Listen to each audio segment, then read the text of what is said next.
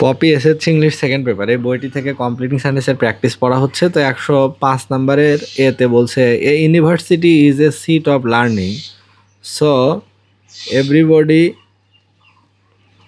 Dreams to study here. অর্থাৎ university হলো জ্ঞানের এমন একটি জায়গা, তাই সেই জন্য সেখানে সবাই পড়তে চায়, স্বপ্ন দেখে পড়ার। বি নাম্বারে বলছে it should be a place of learning higher, এটা শিক্ষার এমন একটা জায়গা যেখানে higher politics should be banned, যেখানে রাজনীতি নিষিদ্ধ করা উচিত।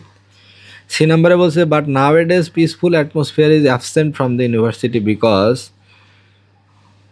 Politics is there. এখন শিক্ষাঙ্গনে পড়াশোনার পরিবেশ নাই, কারণ সেখানে রাজনীতি ঢুকে গেছে। তাহলে politics TICS, politics POLITICS, politics is there. D নাম্বারে বলছে দ্য স্টুডেন্টস